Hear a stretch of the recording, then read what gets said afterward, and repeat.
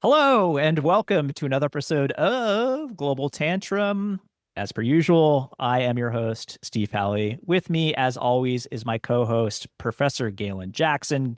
Galen, you are bundled up, buddy. Is the heat off in your house? What's going on? Nah, man, December in New England. I've never Oh really yeah. understood the whole term when hell freezes over. In my experience, hell is very much frozen over most of the time. Yeah, I remember it not fondly from my time in New England, which is a long time ago. I'm in Southern California now. You're a Southern California boy, so yeah, till you die Hey, man, I'll be of back. exposure in Western Massachusetts. I'll be back. You'll be back. Cheers to you. So last time we did an unboxing, or I guess introductory read of the new national security strategy out of the Trump administration. It was very introductory because Galen was reading it in real time as we did it. And we got to page 8. Well, since then, Galen, you've had a chance to actually read this document once. So you've matched me. Congratulations. Hey, thank you. It was a quick read, as you said. Yeah. I feel much more comfortable discussing it now, having read it. It's funny how that works.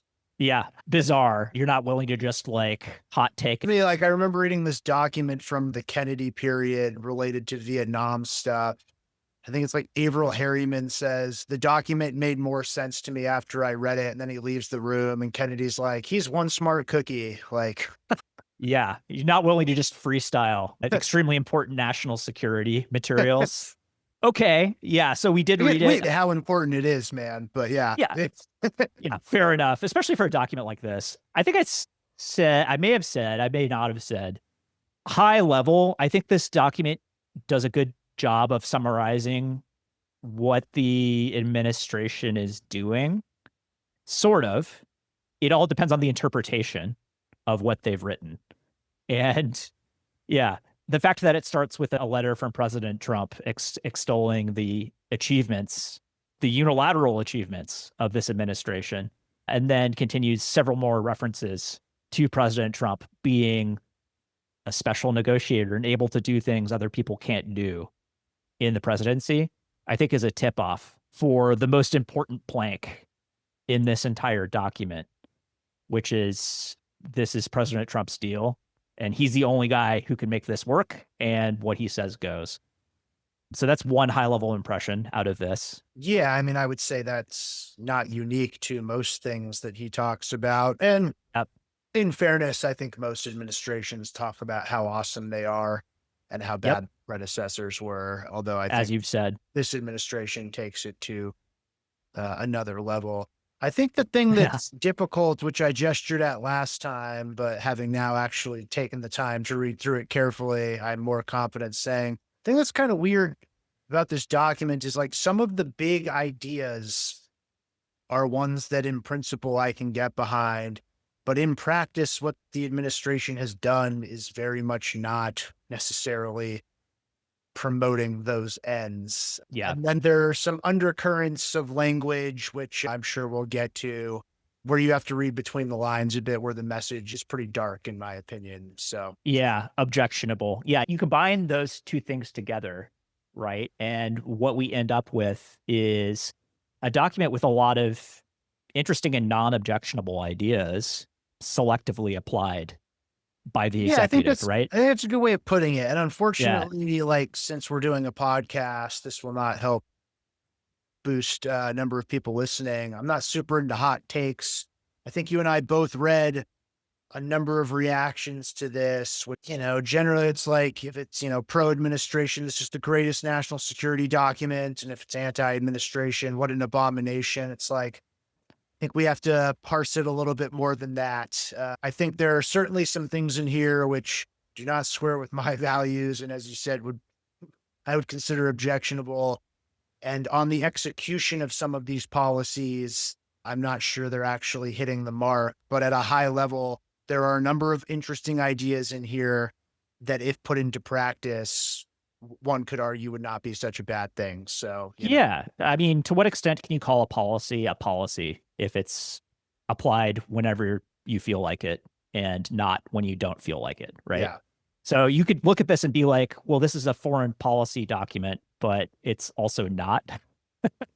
Yeah, because I do think, as we spoke about last time, this is like all of these have a domestic audience. I think this yeah, one's a little bit more in that direction than most. But like, just to give one obvious example, there's a section in here. What is it on like like the primacy of the American worker or something like that? yes, Like, there's a whole bunch of language in there about like, let's make sure that the economic gains don't just accrue to like the very top or to like, you know, privileged circles. Like, great.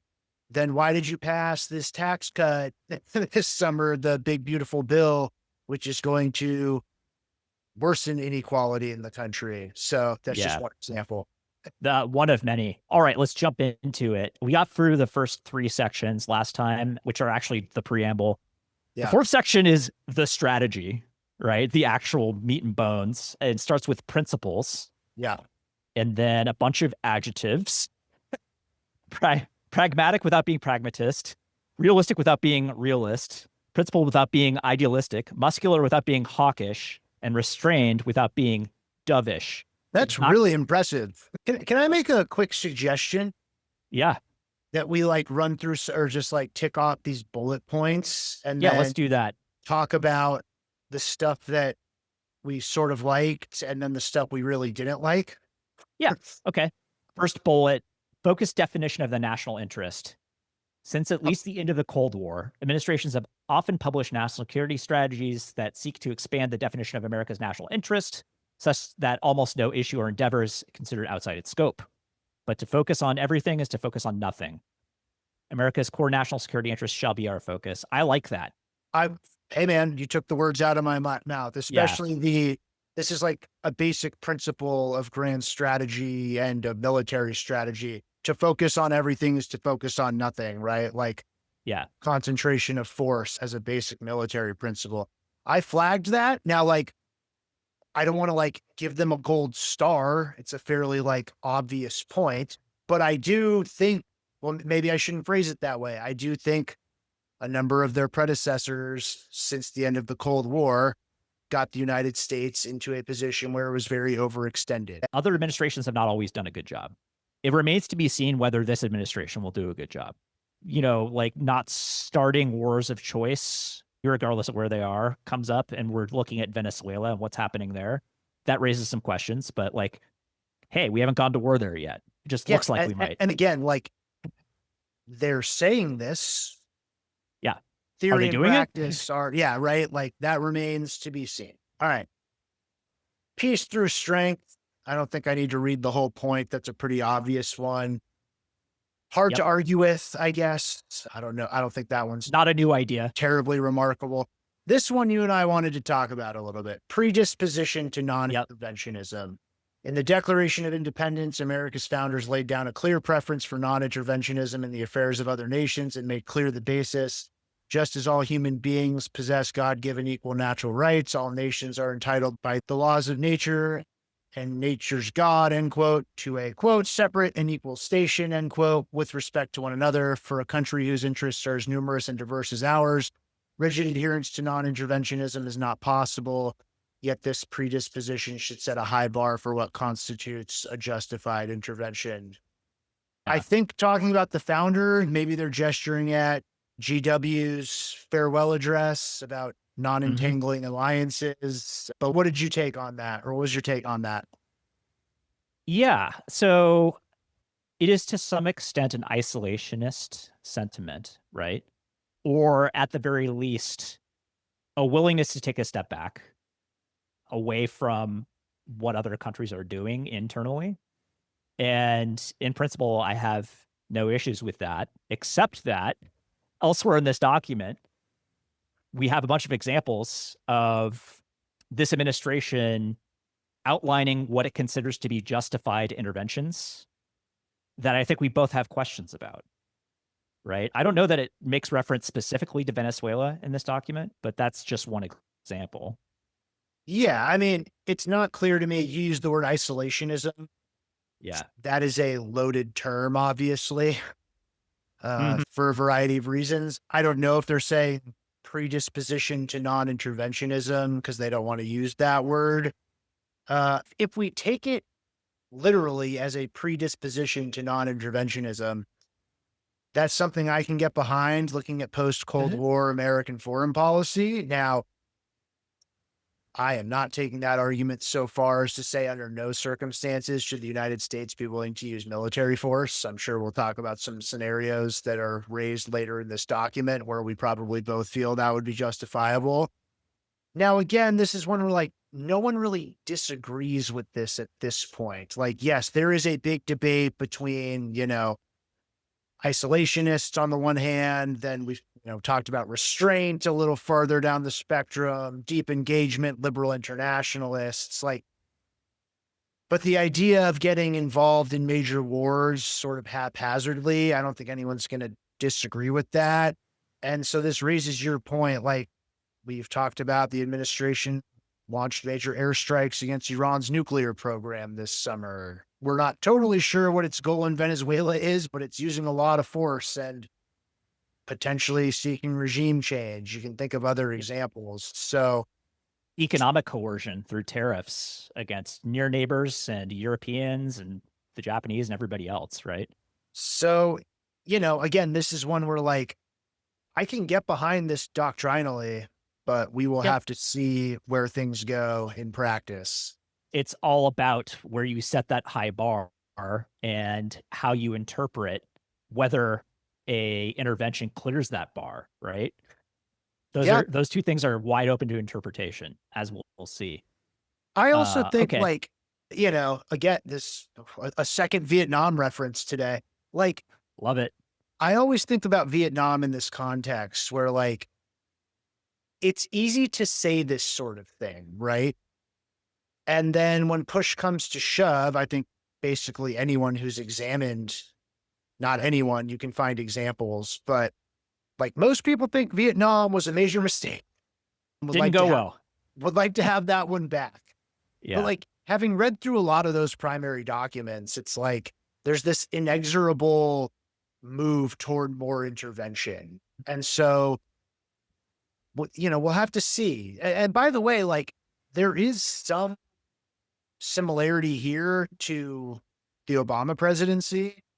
I Mhm. know that was sort of caricatured as, the president's famous line, don't do stupid shit. But I would say Obama was like more interested in this principle. And so there is maybe an alignment there. But He didn't yes, always get it right. which is the Yeah. point I'm making. Like, they're to say than actually do in practice, I think. So, Yeah, you talk about Vietnam, there's something in Vietnam called the sunk cost fallacy. In reference to Venezuela, it might be the sunk boat fallacy. See what I I see did what there? you did there. Yeah, thank you, Yeah. thank you. But I'll be to here all put a week. little more meat on this, it's like Obama initially did not want to do Libya in 2011. I think he No. was talked into it by some of his advisors. And it was like, in retrospect, I think that was a complete disaster. Yep, And like, he didn't quite say that. He phrased it differently, but like, I think he might want to have that one back. yep, But it's like, at the time, there were these credible claims that might lead to a massacre in Benghazi, right? And it's like, he decided to do it, maybe against his better judgment. Like, again, they have stated this. I think you and I sort of like it dispositionally, but we will have to see where things go, yeah, particularly since there have been examples where they have not necessarily done it. right. Moving on, next bullet point, flexible realism. US policy will be realistic about what is possible and desirable to seek in its dealings with other nations. We seek good relations and peaceful commercial relations with the nations of the world without imposing on them democratic or other social change that differs widely from their traditions and histories. Let's see. We recognize and affirm that there is nothing inconsistent or hypocritical in acting according to such a realistic assessment or in maintaining good relations with countries whose governing systems and societies differ from ours, even as we push like minded friends to uphold our shared norms, furthering our interests as we do so. Hey, can I Okay. jump on this one? Yeah, go ahead. Okay. Like, I think you will get maybe no more sympathetic audience for this sort of point than someone like me. I mean, this is sort of a realpolitik point. Like, much of my work is sort of grounded in this tradition, which is like can you get along with other countries, even if they have different political systems and ideologies Hmm. from your own? And my own view is trying to go around and get other countries to change and socially engineer them in such a way that their systems and values align with your own is a fool's errand, and you have to live in the world you have. The end of this point, I think, really discredits what they're saying, right? Yeah. We're It's maintaining, it's pretty tortured. well, so at the very end, maintaining good relations with countries whose governing systems and societies differ from ours, even as we push like minded friends to uphold our shared norms, furthering our interests as we do so. I think you and I agree, as we'll Right. get to later in the document, they are not at all pushing like minded friends to uphold shared norms. In fact, are pushing a very Yeah. different direction domestically and with places like Europe, as we'll get to. So Yeah. I just don't Absolutely. buy that this is what they're doing at all. And it really undermines the overall message of that bullet point, in my opinion. Yeah.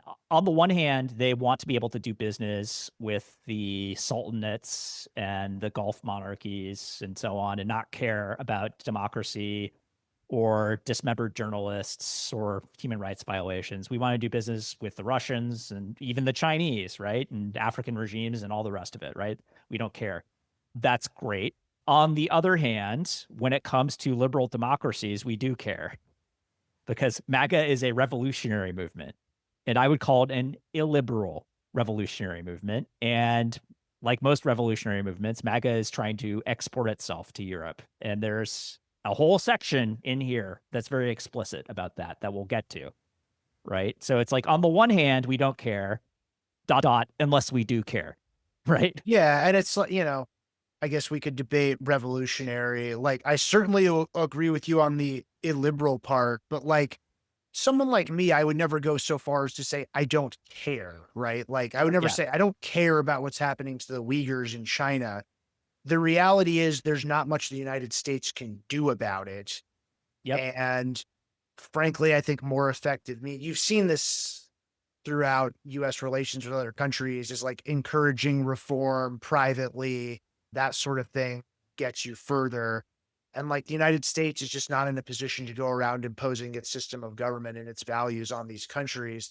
But the thing Right. that you said it earlier is like the key point, which is they seem to be wanting to spread illiberalism both within the United States and to its traditionally more liberal minded allies. And that part, I think, really does the document a disservice overall. But I'm Well, sure it we'll just talk about renders that it more. internally inconsistent. Right. Well, yeah, and it's also like, I'm not signing up for that point. Like, Nope.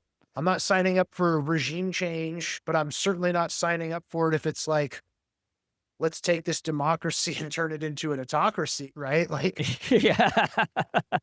Yeah. Let's turn the rest of Europe into Hungary. That sounds great. yeah. No, thank you.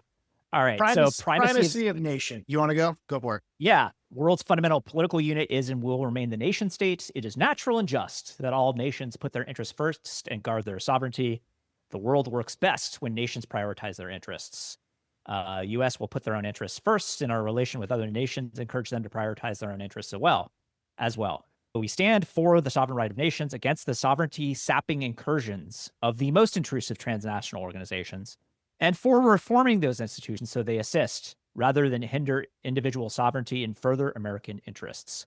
So we are disinterested in the United Nations. We are disinterested in the international climate regime and the international human rights regime, participating in international aid and all of these other things, right? Through transnational or Yeah. international organizations. It's interesting. Like, when I first read the bullet point, I thought there was going to be something in there about like non-state actors. That's But what it used to be. I think you're right. I mean, clearly from the language, they're basically saying we do not care about international organizations at this point. Oh no, it's not. It's more than we don't care. It's we are actively trying to dismantle them. Yes, fair enough. And in fact, they are.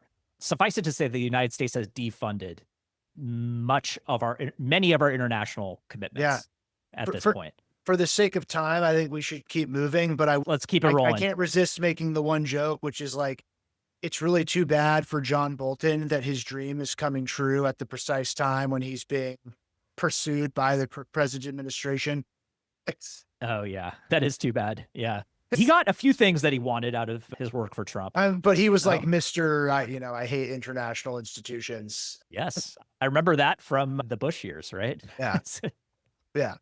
Okay. Okay. Sovereignty and respect. The US will unapologetically protect its own sovereignty. This includes preventing its erosion by transnational international organizations, attempts by foreign powers or entities to censor our discourse or curtail our citizens' free speech rights, lobbying and influence operations that seek to steer our policies or involve us in foreign conflicts, and the cynical manipulation of our immigration system to build up voting blocs loyal to foreign interests within our country. Okay, so let's see here. Erosion by transnational and international organizations. We just talked about that. They're not about that. Attempts by foreign powers or entities to censor our discourse or curtail our citizens' free speech rights. I believe that this point relates to EU regulation of American tech companies. Mm. And the EU just leveled a judgment against Elon Musk's X.com, formerly known as Twitter, and fined it, I think, 140 million euro or something like that. And multiple administration figures, Vance, Rubio, jumped all over that and was like, they were basically saying this is directed against the United States of America and against the American people. Yeah. Of course. The part of this, there's some reading between the lines that has to be done. And frankly, I have to think about it a little more, but like in particular, so lobbying and influence operations that seek to steer our policies. I mean, that to me is a little rich given what the Russians did in 2016. Now, I will say, I think the Totally. reaction to that was, I think that is an incredibly overrated operation, in my opinion, when it came to the actual outcome of the election. But nevertheless, it's a little rich for my taste. And that the cynical manipulation of our immigration system to build up voting blocs loyal to foreign interests within our country. As far as I know, there is no effort for a conspiracy to do that. And I think that puts people's safety in jeopardy potentially. So that's one of the darker points that I was alluding to earlier. I don't love it. Normally, when you see this out of MAGA, we're like the Democrats are letting in illegal immigrants to vote for Democrats, right? And this takes it a step further, and it's like, no, there's actually, international forces. Yeah, it's that like are directed by voters. foreign powers or entities. Yeah. Yeah, exactly. So, yeah, I don't know about any of that. Doesn't seem terribly likely. Balance of power. I mean, basically says the U.S. should maintain the global balance of power. I mean, essentially the goal is negative, prevent the rise of a global hegemon. And it specifically says the goal is to work or to care about great powers. Not only that, it also says the United States rejects the ill-fated concept of global domination for itself. So this is a repudiation of its own hegemony, which is something we've seen. Yeah. By the way, I like this point, again, conceptually. Whether they actually do it and execute it appropriately, I'm somewhat more skeptical. But I think that focusing on great powers and abjuring, primacy, I welcome both of those things as it's written in this document. What's interesting to me is putting this in a historical context and trying to think of other clear hegemonic powers throughout history that have just voluntarily abdicated. It's really hard to think of examples, Yeah, so that's true, but given the focus here on the Western Hemisphere, which, at some point, probably, we'll talk about in broader terms what we make of this document. Yep. It's like spheres of influence or great power concert adjacent. Yep. The thing I like about this point is basically it's saying, look, we're not going to try to dominate the entire world. Yep. Now we could argue whether that's what the United States was actually doing, but if you want to put it a little more lightly and say primacy hasn't worked, that's something I largely agree with. Yep. And I think they're correct to be focused on the other great powers and on maintaining a global balance of power. People like me think that's the way you get some sort semblance of international order. Yeah. We will have to see how they execute things. Totally. Pro-American worker. is a bullet point here. American policy will be pro-worker, not merely pro-growth, and will prioritize our own workers. And you made the point, it's like, okay, a pro-worker, that's not really consistent with the domestic policy that we've seen. Especially the You could say that tariffs are pro-worker. Yeah, but it's like we must Yeah. rebuild an economy in which prosperity is broadly based and widely shared, not concentrated at the top or localized in certain industries or a few parts of our country. Like, I just don't buy for a second that is what Trump's party is actually doing when it comes to its policies domestically. No, it's establishing an oligarchy is what's actually happening. And one could argue that happened well before Trump came on the scene, or at least started to happen. But the process is now accelerating, especially with like, media consolidation and things like that. It's like, yeah, we're pretty far into the process at this point. And what are workers getting for it? They're getting less competition from immigrants and tariff protection, supposedly. But there's reason to think on both counts that it doesn't actually help workers at all. So It's also, man, I am experiencing some sticker shock. I used to love telling people how I got like a year's supply of coffee from Costco for like $50. yeah, forget that. Last time I went in there, like they more than doubled the price of their coffee. And in fact, the Trump administration just, I think, reduced or eliminated the coffee tariffs that they had. Well, we'll see if that redounds to my benefit next time I go to Costco. But like, Yeah, well, and to be clear, I'm not a coffee snob. Like, I don't think the coffee's very good, but I'm just there for the caffeine. So the fact that it's like $22 per container now rather than the previous 8 or 9. What's really funny is I actually just ran out of my 5-pound Costco bag of beans. So thanks for giving me a preview of what I'm in for Yeah, man. when I go to Costco. Good luck with it. Yeah. All right, fairness. This basically says no more free riding by allies. I think that's going to be largely popular with a lot of people. And they have to spend more on their defense. We'll get to that more when we talk about Europe. And also no more unfair economic practices from economic competitors. I think clearly China is who they have in mind. A lot of those policies have run their course, but at the same time, like, I don't think that everything in here is correct or makes sense.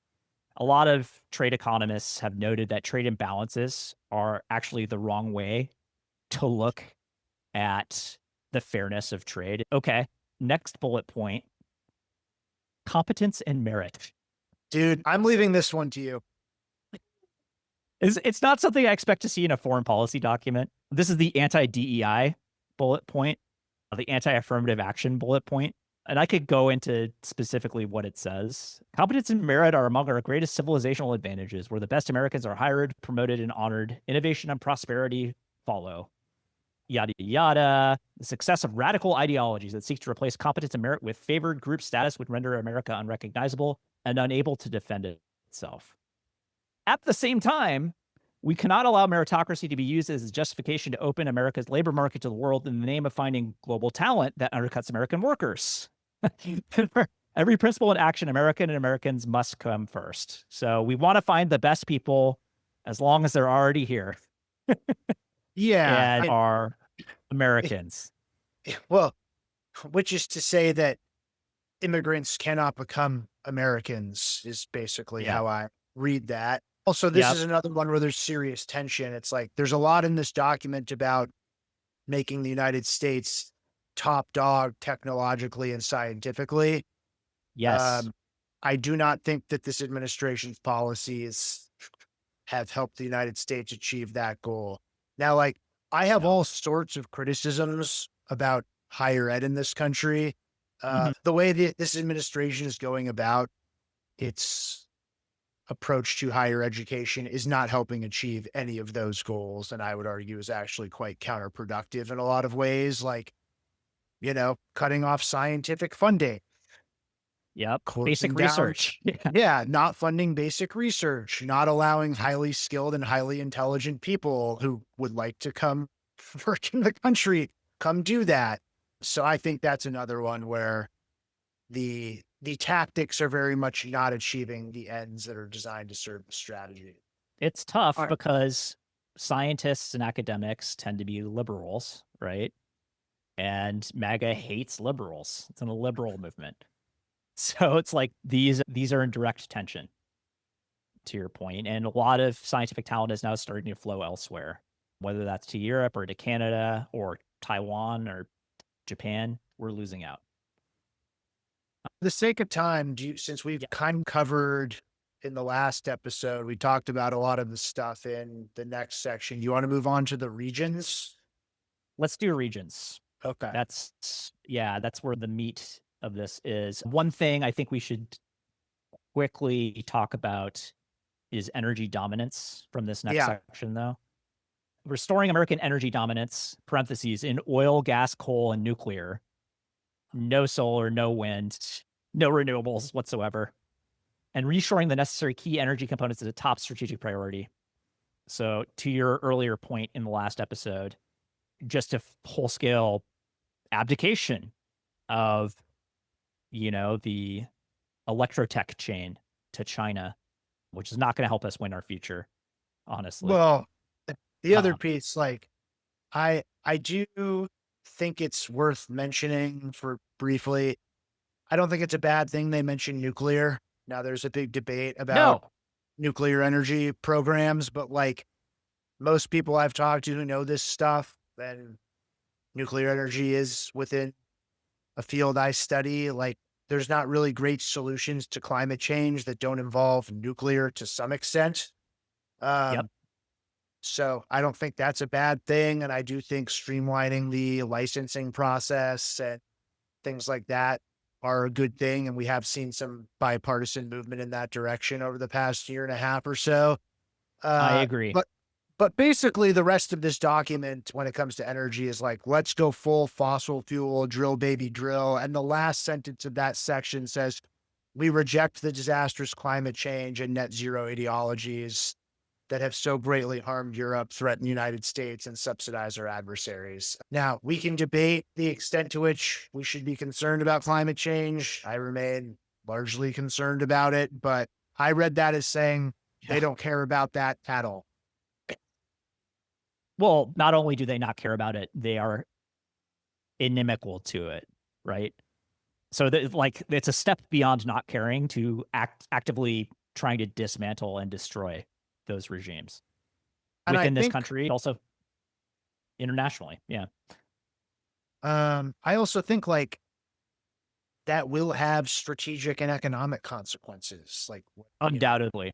if, even if you are Yeah, less concerned about climate change than people like you and I are, like, this is one of those areas where technological competition is fierce and not really deciding not to compete in that area, I think will have consequences down the line. yeah. The entire like much of the developing world is leapfrogging fossil fuels now and going straight to electrotech, going straight to solar, going straight to wind, because China's production capacity is just like otherworldly. It's gone geometric, in terms of their ability to produce solar panels and export them.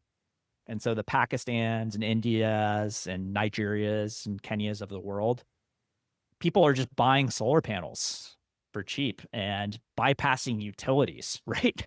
And you basically like doing their own thing, producing their own energy. And that's the future. It's not fossil fuel exports. Maybe the immediate future is, but decades from now, forget it. Yeah, and you can make certain arguments about like bridging this time before we have like all that stuff at large scale, but I read that Yep. section as saying like we're not doing any investment in green energy tech, and I think in purely strategic and economic terms, that's not in the interests of the United States. Yeah, I'm with you. All right. All right, the regions. Starting with the Western Hemisphere, the Trump corollary to the Monroe Doctrine, which we talked about last time. Our goals for the Western Hemisphere can be summarized as enlist and expand. We will enlist established friends in the hemisphere to control migration, stop drug flows, and strengthen stability and security on land and sea. We will expand by cultivating and strengthening new partners while bolstering our own nation's appeal as the hemisphere's economic and security partner of choice. What do you make of this?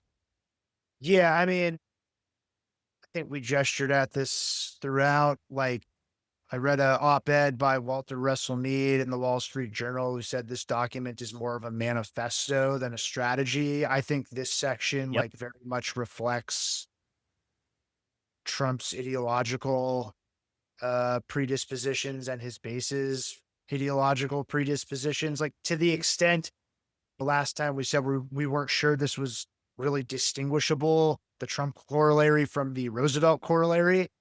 To the extent that there's any difference, I see it as a special focus on combating drug trafficking in the Hmm. Western Hemisphere.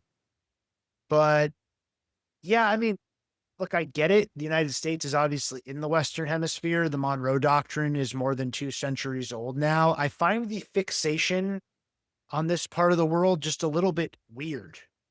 And, earlier in the document, when they're talking about US assets, one of the things they bring up is favorable US geography and how Hmm. there are no great power competitors in the Western Hemisphere to the United States. It has vast oceans on either side and friendly neighbors. And yet, like, the administration seems determined to make Canada into an enemy. And So, Mexico. yeah, fair enough. I find this all a little bit odd. If you want to make a case about enforcing borders, you know, people disagree on that for all sorts of reasons. There's a like fixation on dominating the region, which like the Yes. United States has for a long time, but in doing it in a very like coercive and blunt way that I just find a little bit weird. I don't really understand exactly where it's coming from, except if it's tied to the domestic element of keeping out immigrants. Like, I think that's kind of how I read the document. Yeah. There is a section in here around foreign influence and strategic assets. Some foreign influence will be hard to reverse given the political alignments between certain Latin American governments and certain foreign actors. Read Venezuela. However, many governments are not ideologically aligned with foreign powers, but are instead attracted to doing business with them for other reasons. Let's see. The US has achieved success in rolling back outside influence in the Western Hemisphere by demonstrating with specificity how many hidden costs in espionage, cybersecurity, debt traps, and other ways are embedded in allegedly low cost foreign assistance. We should accelerate these efforts, including by utilizing US leverage in finance and technology to induce companies to reject such assistance. Yeah, to me, that screams economic coercion, which is kind of what's happening. A good example would be Brazil. So Brazil is the preeminent power in South America. And if the US were ever to get like a near peer competitor in the Americas, it would be either Brazil or Mexico, most likely. Seems like a ways off, but we did talk about Brazil under a great power draft, or at least you did. And Brazil has been overly friendly with China. Plus, it's governed by leftists at the moment instead of the illiberal right wing Bolsonaro regime. So the Trump administration has slapped huge tariffs on Brazil. Which has Uh, helped the liberals. exactly. Like, that's the other thing, like whether or not these tools of statecraft are the right tools or actually accomplish the ends, or if they're just punitive for its own sake, right? There's a lot of that going around. And it's like they haven't learned the lesson, right? The same thing happened in Canada right at the outset, right? Like the Yes. conservatives were going to win that election going away, and then You're Trump right. intervened. And then the new administration comes in Canada is like, what do you guys want? What can we do? And the answer was literally nothing. It's like, we actually just want to kick you guys because it's fun. Not quite like that. You know, they have beefs with, I think, steel production and automobile production in Canada, right? But unless you actually just want to deindustrialize Canada, you have to find a way to do business there. And I assure you that US auto producers also want to find a way to do business with those Canadian producers. So it's Yeah. all a bit weird. It is overly aggressive to me. Yeah. If I were going to sum up like in the least charitable way, what I make of this section, it's like Trump talks about how he likes McKinley.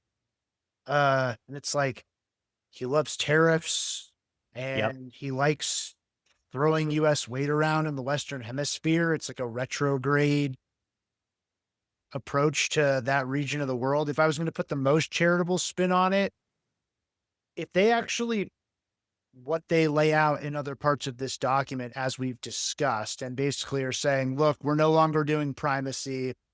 We are focused on core US national interests, and we're not really interested in being hyper involved in other regions of the world. Like, it makes sense that the United States would focus a lot on the Western Hemisphere. And it makes sense that the United States doesn't want, no one's going to argue that the US doesn't want drug and human trafficking Yeah. in that area of the world. There's like a crudeness to this and like a very real bluntness to it that I'm not sure is going to help them achieve those goals in the Western Hemisphere. Uh, Probably not. so Yeah. yeah, I don't know quite what to make of that, but if you are going to put a charitable spin on it, there is a certain tradition in US foreign policy of prioritizing the Western Hemisphere for the obvious reason that's the United States' neighborhood. Yes, but to what extent do you need to have this like performative dominance on Right. top? Well, that's what I'm saying. Like, I don't, Yeah. that's the part I'm like, this is weird. And like, Yeah. as we've been talking about, kind of counterproductive. Like they have, Super counterproductive. Yeah. It's like all the regime changes that Trump would like to see in these countries. It's actually gone the other way because yeah, these governments just run against Trump and they win easily because everybody hates him in the Western Hemisphere. So, yeah, it's a slam dunk. Let's move on to Asia. Win the economic future, prevent military confrontation. Okay. Leading from a position of strength, President Trump single handedly reversed more than 3 decades of mistaken American assumptions about China.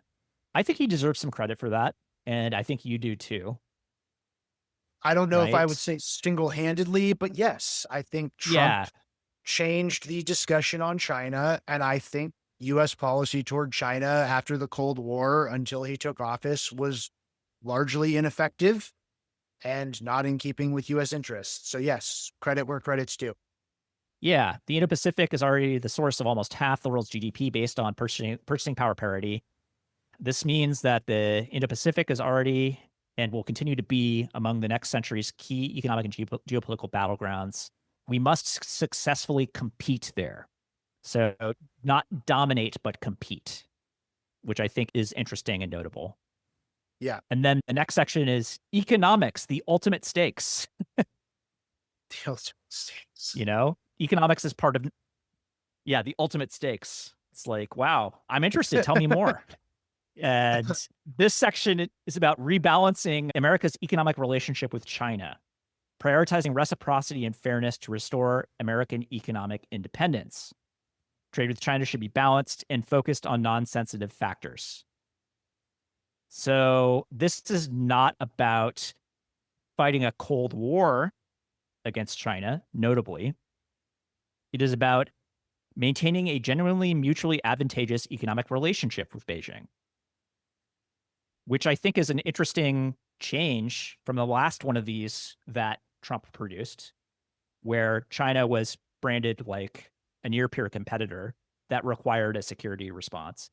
The inflection here is different. And there's more to this section in the security realm, which we'll get into. But the fact that it leads with this, I think is pretty interesting. Look, I thought this was the most interesting part of the document, which is Yeah, I do too. like, there's a lot about competing in here. I think they correctly, well, I guess they put the Western Hemisphere one. I think they correctly identify Asia as like outside the US neighborhood as the region of the greatest importance. And it's like trying to strike this balance between being overly hawkish and also like the US has very key interests in that area that it has to defend. Yep.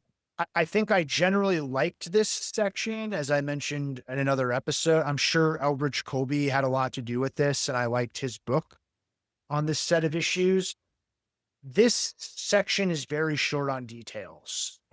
So there's a page where they list all of the economic practices that China engages in. I don't think they supply a lot of answers as Yeah. to how the United States is going to respond. I think they have a lot of confidence in things like US financial markets, the dominance of the dollar, and the size of the US market that will allow the United States to leverage all of that to compete with China. But as we've talked about before, like that's not as easy as it used to be. And as Hmm. they themselves recognize in here, I think they say China is like a near peer at this point economically. So Yep. I think they strike the right message and they don't have a lot of details on how exactly they're going to achieve those things. And you were saying there's this security piece. I think that's also the case with that section. Like they have a piece in here where they're like, it's critical to make sure we maintain good relations that we've been building up with India. Well, how's that going? Really They talk badly. about, yeah, really badly. They talk about Taiwan. They say Yeah. the US is not going to alter its policy and that it's a critical interest also to keep the South China Sea open to freedom of navigation and that they have to have allies on board to do that. They don't offer any details really about how that's going to be accomplished. Yeah. There's a section here on deterring military threats. A favorable conventional military balance remains an essential component of strategic competition. There is rightly much focus on Taiwan, partly because of Taiwan's dominance of semiconductor production, but mostly because Taiwan provides direct access to the second island chain and splits Northeast and Southeast Asia into two distinct theaters. One third of global shipping passes annually through the South China Sea. This has major implications for the US economy. There it is again, right? Everything comes back to the economy. Hence, deterring a conflict over Taiwan, ideally by preserving military overmatch, is a priority. We don't actually want to fight a war, but we do want to retain the capacity to win a war over Taiwan. And we want to do that by maintaining our technological lead, which is getting increasingly difficult. We also need to rely on our allies. Our allies must step up and spend, and more importantly, do much more for collective defense.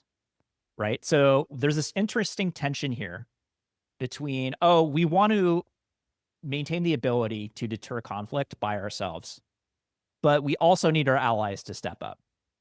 Allies are only going to step up if the US threatens to leave, right?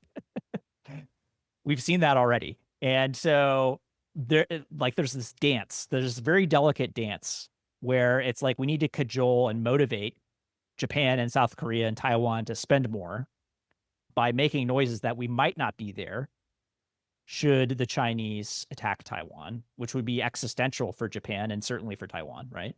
But Yeah. at the same time, we need to be able to do this ourselves too, right? So I thought that was pretty interesting because it's contradictory. Yeah. Well, it's also like if I'm Xi Jinping reading this, I don't think they explicitly say like the US is intervening in XYZ scenarios. No. They identify these as critical US interests, South China Sea and Taiwan, and then say preventing conflict requires a vigilant posture in the Indo-Pacific, a renewed defense industrial base, greater military investment from ourselves and from allies and partners, and winning the economic and technological competition over the long term. I think probably all of that is basically true. It doesn't really answer any of the Yep. key questions that people debate when it comes to East Asia at this point. So the most interesting part of this section of the document, though, is what you said at the beginning, which is like, it's not a super hawkish stance. The rhetoric No. we saw from like Trump's first term on China has been modified to extent. It's more about like competing and preserving key US interests, but not so much taking a super hawkish stance toward China. Again, this is sort of like spheres of influence adjacent as long as the South China Sea and Taiwan and US allies are not implicated. Right. And we know that, like, look, the Chinese are about to implicate the United States and its allies. So this is probably going to fall by the wayside really quickly. But I was struck by the declaration that, like, we want to do business with China. We want like a Yeah. mutually advantageous relationship with China. And like that was definitely not part of the last Trump national security strategy. And I think it kind of acknowledges the reality that like these guys are here to stay. There's nothing we can do about it. All we can do is like protect ourselves. And this is kind of what we need to do. But the $1 million question is the one you just said, right? So like, I've written before on whether this could have happened during the Cold War between the United States and the Soviet Union. Have business-like relations with your rival in a way where everyone's like major political interests are preserved, and you can have things like the sort of productive trade relationship you just spelled out. As you just said, I don't know if China is going to make that possible given their revisionist aims Right. in East Asia. And Right. so, like, attitudinally, the tone they struck there, but basically that section avoided most of the big questions. Yeah. Yeah, you're right. I mean, it's the ball is kind of not really in our court for this one. It's in the Chinese court. Yeah. And all we can do is position ourselves to play the game, which I think is what this section is largely about. Yeah. You want to move on to Europe? Let's do Europe, promoting European greatness.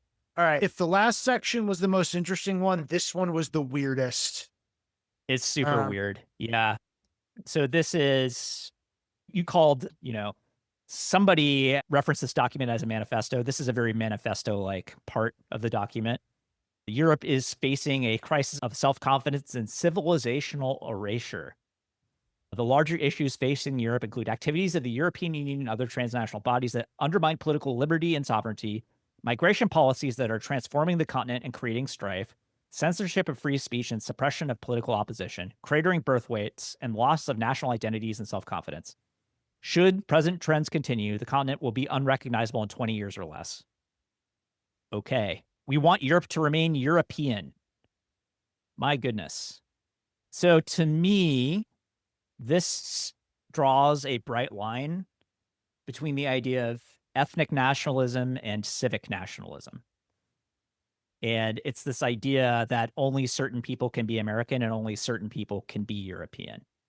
Immigrants are much less likely to be able to be real Europeans, right? It's basically what this is saying. You can read between the lines as far as what that means attitudinally, right? But I read this as a declaration of war on European elites, European liberal regimes, and the European Union in particular. Later on in this section, we have a explicit paragraph. Our goal should be to help Europe correct its current trajectory. Let's see. Our broad policy for Europe should prioritize reestablishing conditions of stability within Europe and strategic stability with Russia. There's a section in here on Ukraine as well. Enabling Europe to stand on its own feet and operate as a group of aligned sovereign nations. Cultivating resistance to Europe's current trajectory within European nations. And opening European markets to U.S. goods and services and ensuring fair treatment of U.S. workers and businesses. But cultivating resistance to Europe's current trajectory within European nations, that is the key point in this program to me. And it is, again, an export of the MAGA revolution and the promotion of nationalist and illiberal parties within European democracies, including the AfD in Germany, the Reform Party in the UK, the National Rally in France, and so on. The Democrat Party in Sweden. Every single European country has one or several of these now. And it's just became US policy to promote these. Yeah. And I think at the interstate level, so at the beginning it mentions insufficient military spending. I largely agree the Europeans should spend more on defense. It calls for an end to the war in Ukraine. We've talked about that a lot. Reasonable people can disagree on what the contours of an overall settlement should look like. But as you and I think have both agreed in the past, we think it would be a good thing for that war to come to an end. And it's unlikely that the Ukrainians are really going to turn the tide of war massively. So at an interstate U.S. national interests level, I thought this section was interesting. There has to be a relationship with Russia that is manageable and not just completely counterproductive and incentivizing more conflict in the area. Somehow that's going to have to be worked out. I think the Europeans do have to take more responsibility for their defense. Mm-hmm. But the undercurrent of everything else in this section to me feels super weird. Boosting far-right nationalist movements. I think it says we care about genuine democracy. I think that's coded language. America is understandably sentimentally attached to the European continent and, of course, to Britain and Ireland. The character of these countries is also strategically important because we count upon creative, capable, and competent democratic allies to establish conditions of stability and security. Like, there's just a lot of, in my view, coded language throughout this section. Yeah, it's pretty close to the surface. So creative and capable calls back to that bullet point earlier about promoting merit, right? Anti-affirmative action, anti-DEI, anti-immigrant. They want to apply all of these principles to these countries and change the nature of these countries to something that more closely resembles magnified United States. And under those circumstances, these countries can be allies, right? Right now, the people running these European countries are enemies, effectively. And it doesn't come out and say that explicitly, but friends don't let friends interfere directly in domestic affairs, right? Which is not to say that the United States hasn't done this before in Europe. Like, Many times. yeah, like when the Italians were about to go communist during the Cold War, for instance. West Germany, another prominent case in the 50s. Yes. Yeah. Yeah, but we're doing it again, and we're now doing it in the right-wing direction. I suppose it was in the right-wing direction there at that point too. But yeah, it is to me a declaration of war against the European elites and against the European Union, which is striking. Yeah, I mean, like some of this stuff, enabling Europe to stand on its own feet and operate as a group of aligned sovereign nations, including by taking primary responsibility for its own defense without being dominated by an adversarial power, basically captures longstanding U.S. policy. Yeah. I issue with that. Strategic stability with Russia. Strategic stability has a very specific meaning, which I don't think is captured here. But I took it as basically being like, we cannot just have totally fraught and conflictual relations with Russia across the board. Yeah. Well, it's again a recognizance that Russia is not going anywhere. We have to do business with these people, right? But a lot of this stuff about intervening within European countries in illiberal ways. Yeah. Well, so what I would say is be careful what you wish for, right? Because centrist parties and liberal parties can run against this in these elections, right? They can, like for sure, the far right parties are threatening to take power in a lot of these democracies like France, Germany, and the UK. I think far right parties are ahead in the UK and France at the moment, and pretty close in Germany as well. Although elections are not necessarily scheduled anytime too soon in those three most important countries. But it could be that, the traditional liberal parties band together, they run against this stuff, they win the elections, and then the European Union actually grows closer together, accomplishing the exact opposite of what's promulgated in this document. And it's like, be careful what you wish for. It's like you want an independent Europe that could stand on its own 2 feet. Don't be so sure that it's going to do what you want it to, right? After that happens. Of course, this could go the other way, and the European Union could fragment. The right-wingers could take over in all these countries and just blow it all apart, which would make it easy for Russia and the United States and China, for that matter, to come in and bust apart the structure of the European Union and pick off individual countries. So, well, the good news is Europe is never a place where major right-wing movements cause instability and war. So I see what you did there. We should be okay. Should be fine. All right. The last section is the Middle East, and I'm only going to say one thing on the Middle East. It's actually not the last section. You're right. I'm sorry. They afforded Africa so little respect that it's like 2 paragraphs, and they clearly were like slapping it on. Right. Sorry. The Middle East section, I read basically as saying, we don't have to care about Middle East oil nearly as much as we used to. Yep. Which means we don't have to care about the Middle East nearly as much as we used to. Yep. And what we really want to do is have the Israelis and the Gulf Arabs get along, which we think we have largely accomplished already. And Iran isn't so much of a problem anymore because we dealt with them back in June. And as far as the Israeli-Palestinian conflict goes, yes, that's still going on, but like Trump's ceasefire plan is amazing. So we kind of don't have to worry about it anymore. And I Uh, think there's a very major desire within this section to basically say, we don't want to deal with the Middle East anymore. It's just not as big of a strategic priority. Like we will deal with the things when they come up, but it's just not that big a deal. All I'll say is this. I think that has been basically the disposition of every US president in my lifetime. has it worked? And the Middle East has a way of reasserting itself in ways that US administrations really don't like. I think Jake Sullivan wrote, I think it was 8 days, might have been 9 days before October 7th. He famously wrote in a foreign affairs article, the Middle East is as quiet now as it's been in 2 decades. Awesome. Way to go, Jake. So like, I guess I would just say like, I'll see how that goes for you guys. Yeah, good luck with that. Yeah, like, my own assessment is things over the short run look fairly quiescent, but that can change and probably will at any time.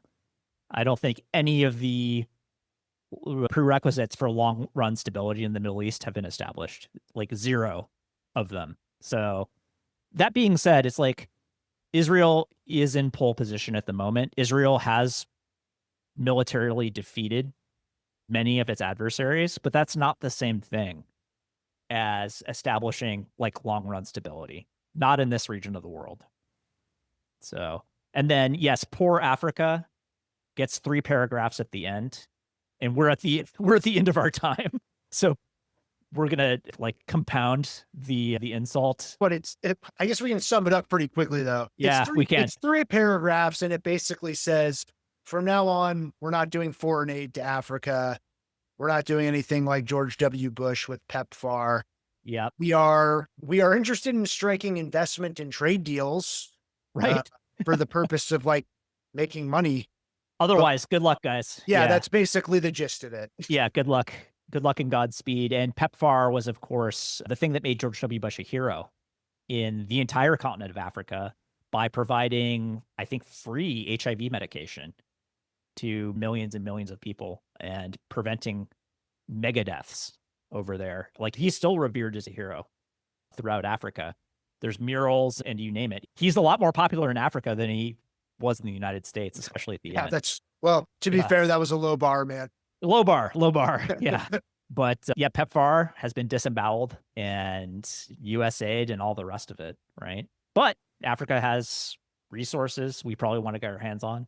And apparently we'll do business with anybody. So, yeah. If jihadists take over large parts of Africa, that might actually raise some questions. And that's actually happening in West Africa at the moment. You're right. That was like one sentence in it. We must remain wary of resurgent Islamist terrorist activity in parts of Africa. Okay, we're going to remain wary of it. I think it's actually good that we're probably not going to do anything about it because we can't.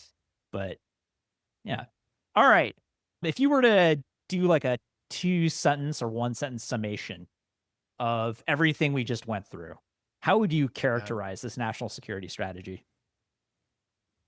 Wow, that's tough.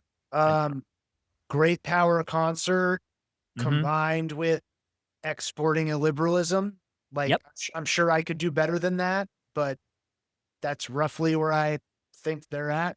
Yeah, it's like, to me, this fits into the quote unquote classical realist paradigm, which is, like, was it Thucydides said, like, the strong do what they will and the weak suffer the consequences effectively. Yeah. And that's an old lesson, right? I can get on board with like some of the balance of power realpolitik stuff. I think American foreign policy could use less ideology in it and a little more focus on not getting so overextended.